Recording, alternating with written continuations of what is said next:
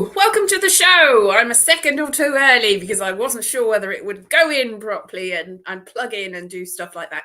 Hello, we're going to talk about we are going to talk about things. So I've already messed up. So this is how it can only go up. We're going to talk to people that are doing shows in the Fringe, doing shows on the Fringe. Oh, some people in the next couple of days aren't doing shows at all, but are still going to talk to us about all things digital and Edinburgh and stuff like that. Today I've got Posey Mehta, who's talking about her show I Am Not a Gorilla at Underbelly, Bristow Square. She could tell you all about that. And then later on, I'm going to talk to Suchandrika Chakrabati about her wonderful show, I Miss Amy Winehouse. But first of all, we're going to talk to Posey about everything and anything and all at once, probably.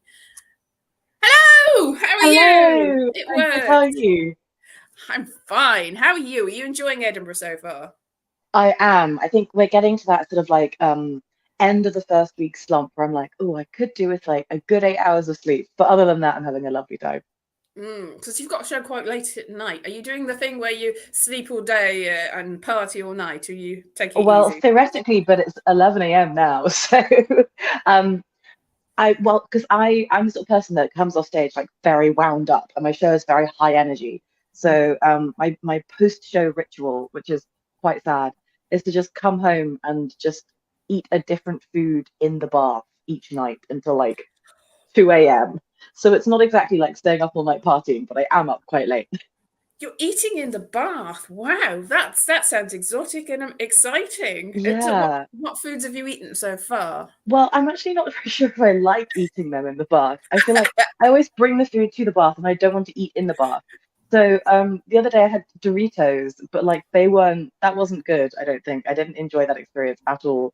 And then um more recently I had pizza and I couldn't even bring myself to eat the pizza in the bath. So I just kept the pizza beside me and then got out of the bath and ate the pizza after the bath. So it's like sort of rather than eating the food in the bath, I'm just sort of eating the food adjacent to the bath Mm. experience.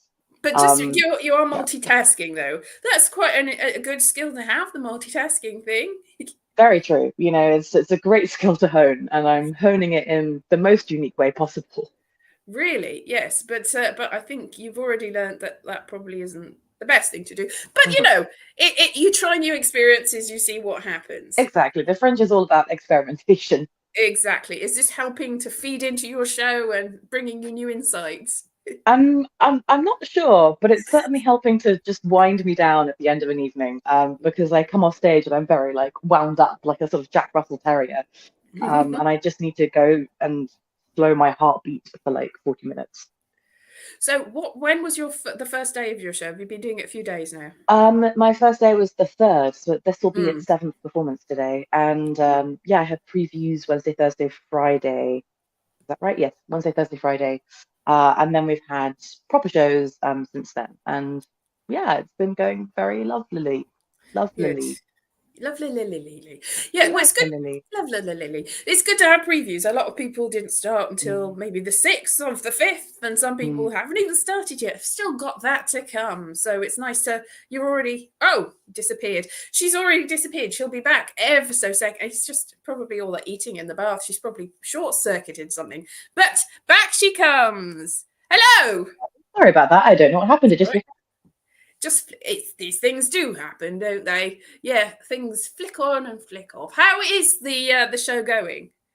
It's going really well. I think it's an interesting show to have so late at night because it's quite a sort of offbeat. I'll tell you about the show. It's a Mm, sort of clowny character comedy. It's quite sort of physical theatre-ish. mm. There's a lot of like physical jokes. It's about a dear sweet woman who looks a lot like a gorilla, and she just wants to escape the zoo. She applied for like junior marketing manager, and she ended up in the gorilla enclosure, and she just wants to get out. And I think it's an interesting show because a lot of people come in and they're like, yes, we are here for this kind of fringe weirdness. And then occasionally you do just get like a couple of very drunk people who are like, yes, we are here to sit down in a dark room because we are trashed. And there's a lot of audience interaction in the show. And so the show every night is a kind of like this product of me and whoever is in the room with me at the time. And so there are some days where it's like this kind of beautiful, quite wholesome experience. And then there are some days, especially if there are a lot of drunk people in that, where it's like this quite rowdy, like quite kind of like adult experience. And it's, yeah, I love how much it sort of shifts and changes and morphs to kind of suit the people in the room at that moment. It's very pleasing to me. Yeah, it's good to be adaptable, really. So is it what you were originally envisaging it to be, though? I think I've definitely had some performances thus far which have really nailed what I want the show to be. Mm. Because I mean, the show has a structure and it has a narrative and it has, a lot of beats that we have to get through. I think it sort of feels a bit like organized chaos, but there is a very tight structure weaving it all together. Um, but what has surprised me is I think the degree to which that structure can be sort of bent and flexed Mm. to accommodate, and also like the show starts in almost kind of stand-uppy way with me just sort of talking to the audience. And I really underestimated before I got here how much the audience would want to talk. I think when I've done this show before, audiences have been very content to be like, ah, we're sitting down and we're an audience and we're just going to watch you. And it's been quite difficult to sort of tease out those interactions from an audience. Whereas up here, and maybe again because I've got that late night slot, people are like, oh yeah, we want to talk to this gorilla lady. Like, yes, please, let's chat. And I think a lot of that then is then sort of informing how that particular show will then develop over the course of itself. Well, possibly you were doing more theatre, it's theatre audiences before, and people are expecting more. Even if you're doing a theatre show, I think they're expecting to have some sort of input in it and be more stand-uppy when you're in somewhere like the festival and the Fringe. Yeah. And Mm. I'd say, I think, I mean, I've done Brighton Fringe before this, and I did some Mm. previews in London. And even at Brighton Fringe, I'd say that because my show is fairly early there, Mm. I'm kind of the first thing that people are seeing in the day. And I think there's a difference between that and being like the fifth thing that people are Yeah. seeing in the day, because you get people who like sort of come in and they're sort of playing a bit fast and loose in a way that they wouldn't in like a standard theatre venue, which is really lovely. Like there's so much that has come out of the show through audience interaction that would never have come out of it, I think, if I had Mm. not have been at this late night slot. Yeah, and hopefully you're not drunk at that time. But there have Oh been God, people that no. I we mean, know who I couldn't. walk on stage and I'm very sober. I'm very like it's one of those. It is that thing of like you when you walk into a room and you're like, oh man, I'm the only sober person in this room. And like at a party, I have that every night when I walk on stage, and I'm like, oh, I don't want to be the downer here. I don't want to be the Debbie Downer, like the sober person in the room. Yes, so I think it's yeah, I'm very sober. But it's quite nice to have quite a tipsy audience. Well, exactly. If you're in control, if you're sober, you're in control. You've got very much, and everybody else is the chaos, but you're seeming to be the chaos. Like that's quite a Exactly. good Yeah. feeling.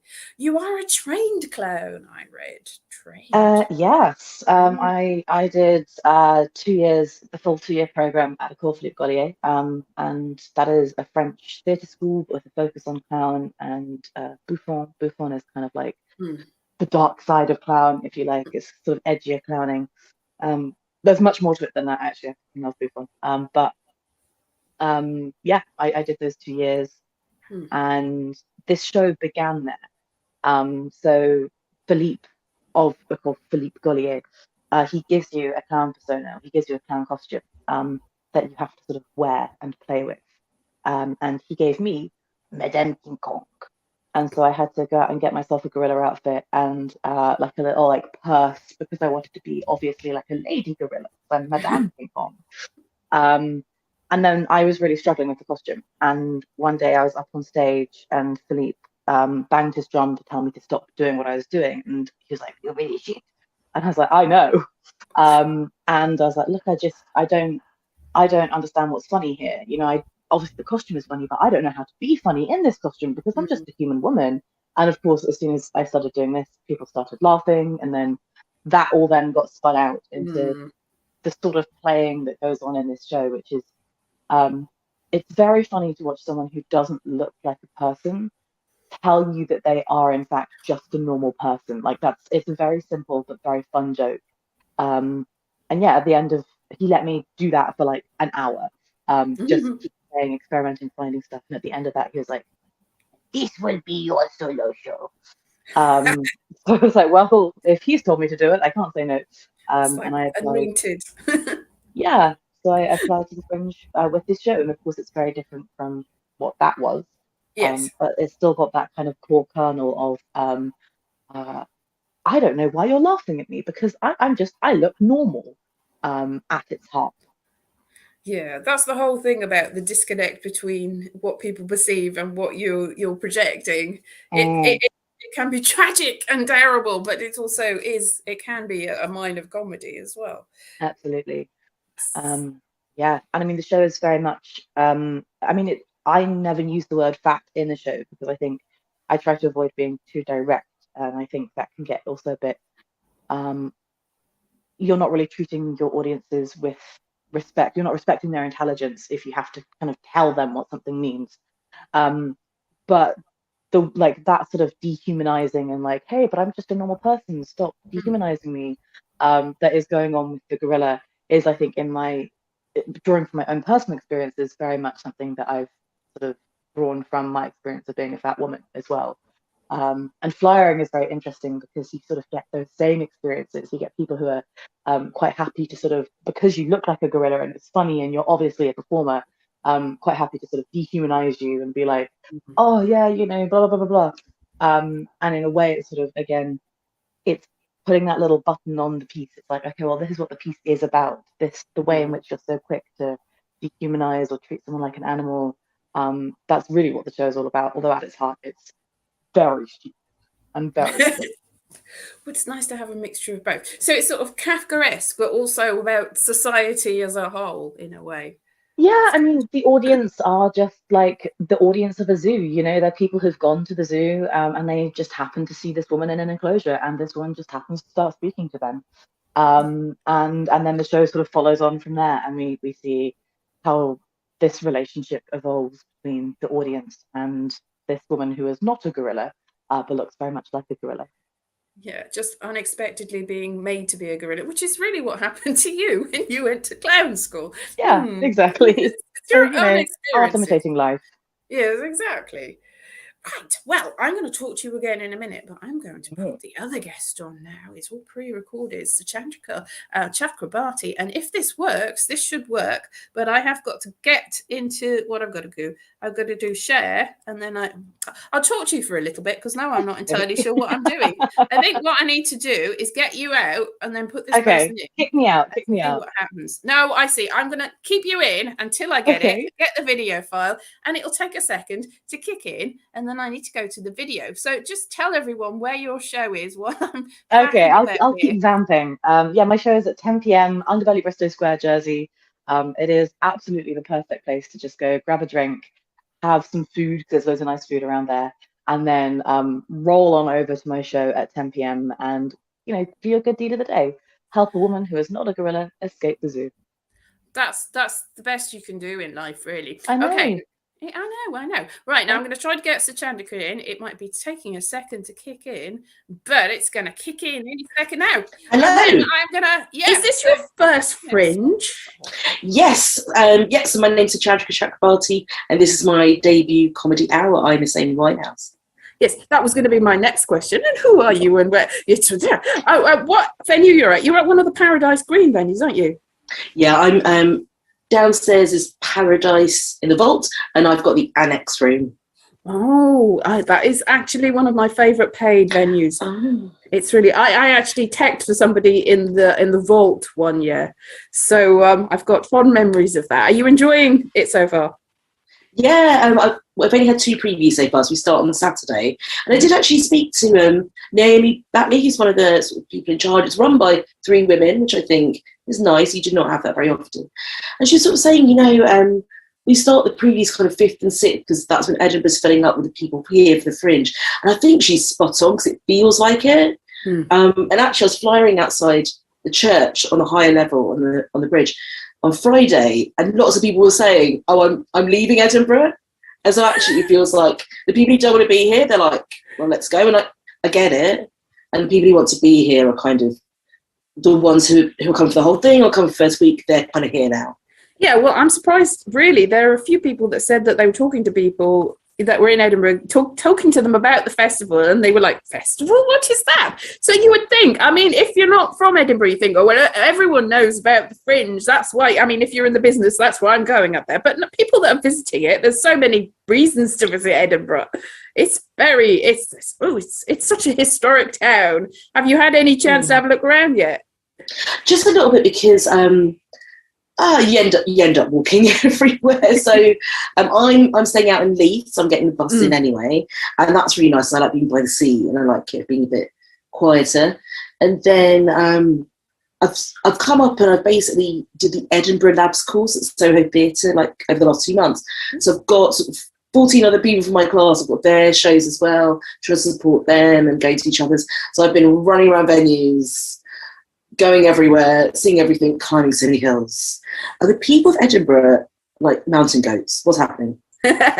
There's a lot of hills. I mean, it's built on, I think, 7 hills, or is that Rome? It's built on a lot of hills. Hills. You can't tell because of the bridges that all join up. So you think, I'm on a flat, and you realise that it's bridges underneath, just vaults and vaults underneath. So you're sort of in a vault at the moment for your venue, the annex. But I mean, that's just typical. So you're really getting the whole feeling of it there. Yeah. Gonna have a good basement vibe, yeah. And actually, I was a bit concerned about, where do we fly? We're on the bridge, and I tell them to go downstairs, and how does it work? But there's an alleyway, there's little closes which are very Edinburgh, which go straight up to Cowgate. So where I've ended up flying, I've been very lucky to have a really wonderful person called Elliot flying with me. We up just buy some bins, and you think that would be terrible, but people are finding it quite funny. Like, I don't know. It has been a bit of a talking point. No, I'm completely. I know where you are. There's like the big bins, and then there's a tiny little passageway up to and there's the court next to it, isn't there? It's right so next classy. So yeah. A bit stinky. And I think when I was there a few years ago, there was a lot of gentlemen's clubs. I don't know whether they're still there. Opposite it, down the dark, dank alleyways. Come in and have a massage, they say, which is clearly euphemistic for something else. I don't know, that might... I get a feeling more COVID might have closed them down, but I'm at there at lunchtime, so it's a different vibe. And then I was like, like 12:15 at the festival. Oh no, everyone's in bed. That's not true at all. Like, there's really decent foot traffic on Cowgate, certainly. And yeah, I think I was daunted and fearing a lot of stuff like that, like sort of the details. And I've been pleasantly surprised. There are people around who are willing to pick up a flyer. Even come along. Well, you never know, because I mean, the centre of where the shows are changes every year. You go, so somebody that's been up many years ago, I don't want that. I know, because I'm putting people into various venues, and they go, don't like that, it's too far away. But then that year is not too far away. You never know where people are going to go. Although off Cowgate's always a good time, a good place, really, because you're right where people are passing. So they're on foot and they are walking. Some people are in a rush, and so I try to physically not be in their way, because I hate that feeling as well. But the majority of people are looking around. They don't want to miss out. I think that feeling that's what you're working with as a flyer.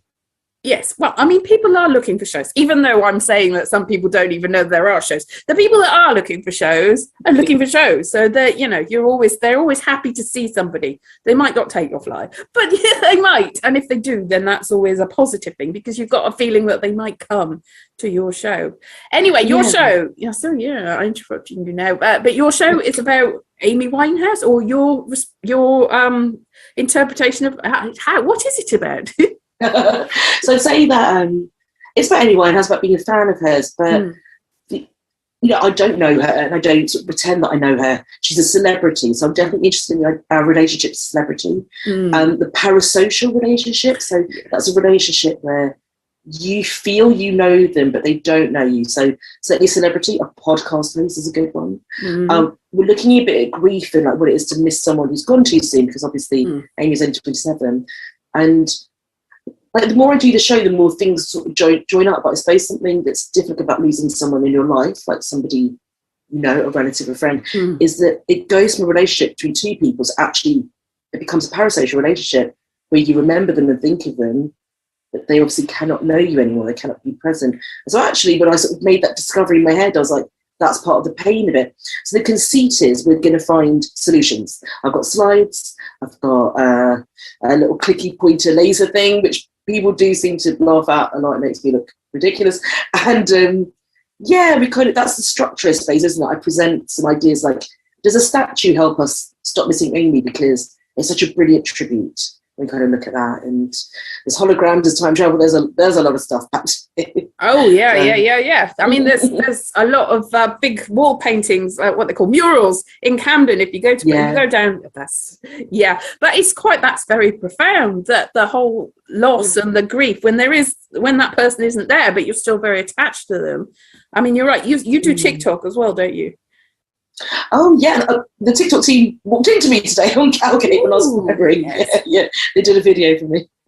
That's amazing. Yeah, no, because I have only been on TikTok for 2 weeks. Everyone was like, "Oh, you love TikTok." I'm like, I don't think I'm going to be any good. Yeah, no, I follow you because you came up on my For You page. I'm like, "Oh, look, I know that person." I got very excited indeed about it. I'm like, "Click, yes, I definitely follow you now." But the whole thing, I mean, 2 weeks I've been at it. I'm like, why have I not got 1 billion followers by now? But I mean, it is the fact that people are seeing you, but they're not necessarily knowing you. And, that whole thing, because you're not famous, but you're there. So you're exploring that whole sort of what is fame as well, possibly. Are you in your... Yes, yeah, well, this is the thing, isn't it? That you can have a little nugget of fame, can't you? You can... And like, so my background's in journalism as well. So with journalism, I sort of used to train people in my last staff job, which is the Daily Mirror and across what's now Reach PLC. And I would be speaking to journalists who've been in print maybe for 30 years and say, "Hey, can we do a Facebook Live?" Now, for some people, that was like an absolute no-go. But other people, they shone. And you're like, maybe they should have been doing this for 30 years. And there's this idea that journalists who might have been behind a byline are now becoming public figures.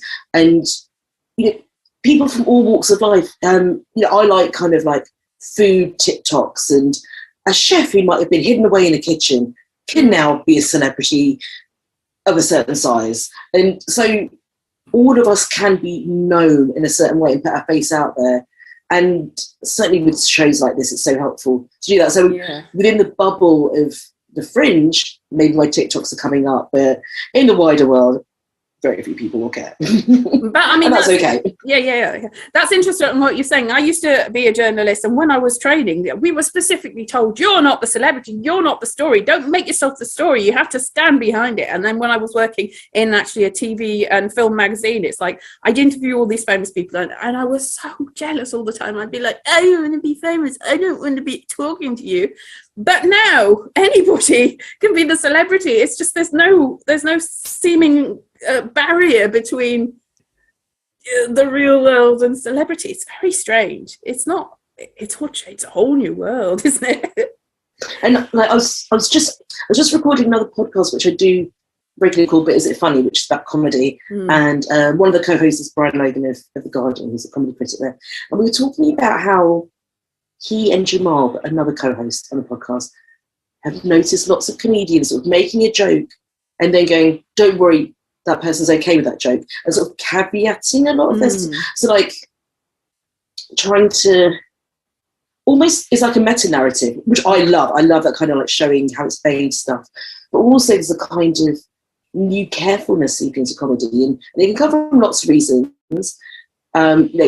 Very, very heavy quotes, cancel culture, which I don't believe is real, is one. But this kind of responsibility that even if you don't think you're a celebrity, if you have, say, 1 million followers, they will be interested in, maybe influenced by what you say and how you say it and what you do. So you got to be careful. That's it. And I think the thing with Amy Winehouse is she was gone just before this started really in earnest. Yes. I mean, I know that Twitter, it was around, all these things were around, but it wasn't really as big as it was now. So there was most celebrities had a bit of a barrier. I noticed this from the early days. There was a bit of barrier for celebrities, and you could be a celebrity and not really interact with the public.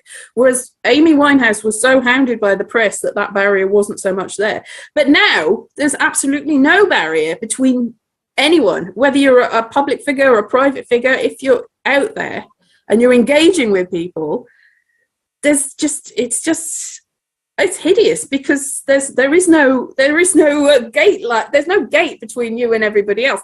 And also, as a person that's not famous, you can say something about a famous person and go, ha ha. In the olden days, you just say it to your mates. You say it on Twitter, they can see it. They will respond to you. They might actually sue you for millions of pounds. It's quite scary, really. And again, that's another breaching of this parasocial relationship. You thought you were safe inside one, but they don't know me. They don't care what I say. And yet your TikTok pops up and suddenly they know and a million other people do. So that relationship very quickly becomes something else. And I think you have to draw your own personal boundaries. Like, for instance, my TikToks are coming up. I only do one in the morning. And I imagine doing one a day is probably best practice. I don't know. I don't think about it the rest of the day. Like, it's done, it's gone. I don't have a compulsion to do another one. Watching is a different thing. If I had the time, I could watch TikTok, it's fun. But yeah, I don't feel the need to share more of myself. I don't want to. Like, I have to promote the show. It's an early show. It's at lunchtime. So I think there's something interesting being born in a time when I grew up in an analog age, really. I only got the internet at 16. This is very much the show. It's really interests me. And also, as someone who's been in journalism, the kind of power journalists had to curate the image of someone like Amy back in the day, as opposed to the power she would have now to curate her own image. That's really upended, hasn't it? I talk about her being interviewed by Q magazine, which folded in the lockdown in July 2020. Amy spoke to them for maybe the first time, but early in her career. She became famous so young, in 2003 at the age of 20. And they sold 200,000 copies a month then. So they were the ones telling us who she was, and she had to speak to them. And those journalists were very rarely people like her, usually older men, and people objectified women in Britain. And all these people come, so all these people come to mind. So how these young female celebrities are treated in the noughties, that sort of comes to the show as well. And yeah, I just sort of do some comparisons side by side. The audience seems to get it a lot of the time. But I feel that as a journalist, that it's my responsibility to be like, hey, look how it's changed. And it's interesting as well. The next generation will never have lived in an analog age. So. That's very true. So this is a gold mine, but it's also a massive minefield. It's just all sorts of mines. That it is so difficult. I mean, I'm obviously old enough to definitely remember the analog age and everything, but I've shared a lot of myself on the internet, and a lot of people are like, you've shared too much. I'm like, I haven't actually, because you do. You show something of yourself. I've shown a lot of myself, but it's not all of me. And I think people sometimes think when people are oversharing that they're not actually sharing anything at all. It's a tricksy thing though, isn't it? Yeah. It depends on as well. None of us might choose it. It's like stand up, you have a persona. And I didn't choose it. It's just something that happens when I get on stage. And I'm not a trained actor. I couldn't be one. I couldn't learn lines and remember them and retain them. But I think there's definitely a level with social media when we put our faces on it that we are not ourselves. And perhaps only we understand how far the distance it is from our reality.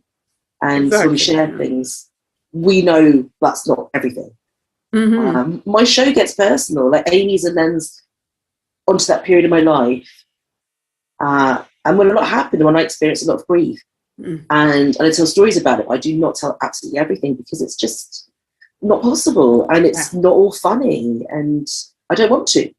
But I make it, shape it to fit a narrative, and it is a narrative kind of hour. It's a story, and I think in lockdown, people experience grief for the first time in many different ways. For people they love, but also they worry they won't get their life back and their old ways back. And so I'm hoping that it's helpful and a very hopeful show as well. It's about finding the joy in those things. So I hope people come out generally humming Valerie, because that's my walk-off song and it's an absolute banger. So people come out happy usually. Good. So your show is at the Vaults, St. Augustine. It's the St. Augustine, but is that the only Paradise Green left, the venue? Because there used to be loads of them, but now it's only one big building, is it? Yeah, with 5 spaces. Yeah. There's 3 upstairs, and then it's quite separate box office downstairs. So yeah, I'm downstairs. Them. That's good. Yeah, you've got them all. They used to be dotted all over the place, but it's all fairly central. So it's on the level and then underneath, and you're so you can go either way to get to you. Yes, they will direct you if you go up at the top. They'll help you out. So That's good. Yeah. they're very much in communication with each other.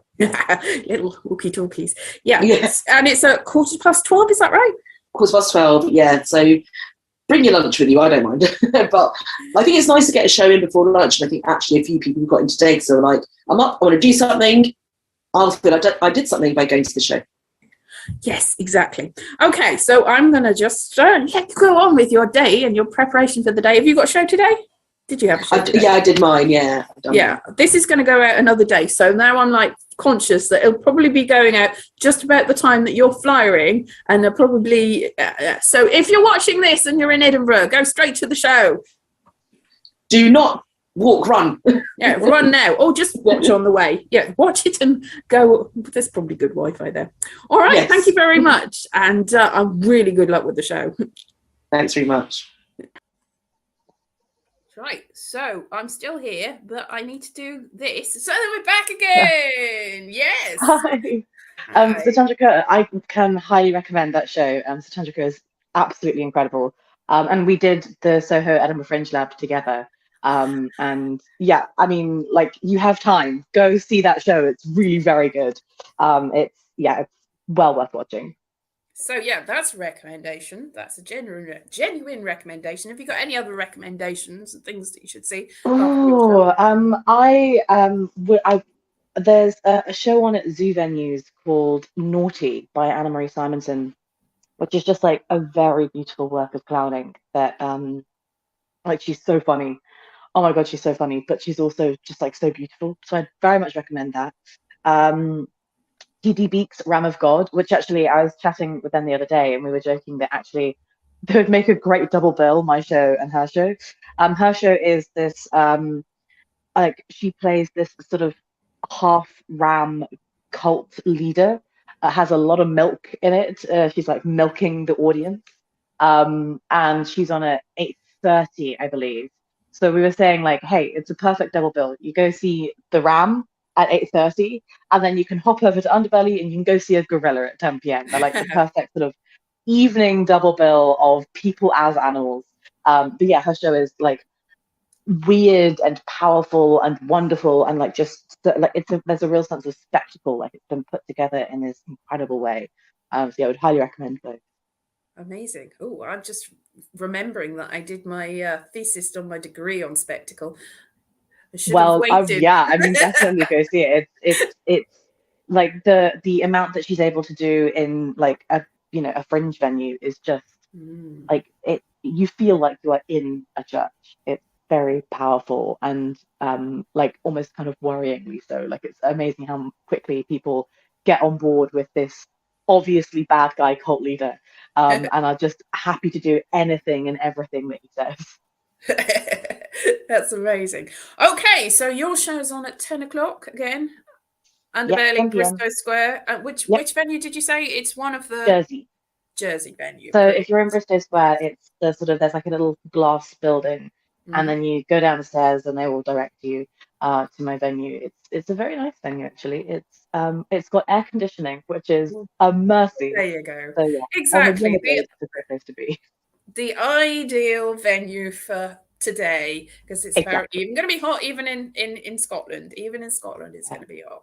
All right, well, I'll let you get on with your day and hope you have a little sleep maybe before your show. And don't drop any food in your bath while you're doing I'll try. I will try. I can't promise anything, but I will try. Okay then. Bye-bye. Bye. So that is the show for today. We've got another show tomorrow where we're going to have Karen Jane Lyon, who is actually the head honcho of, if there is such a thing, of the Equity Online branch. So we're going to talk about digital stuff. We've also got Jem Rogston, who's going to talk about the PBH Virtual Fringe, and it's going to be so exciting and amazing. And she's also got shows up in Edinburgh. So it's going to be everything and spectacle and amazingness and probably, I don't know. Anyway, see you tomorrow. Have a lovely day. Bye-bye.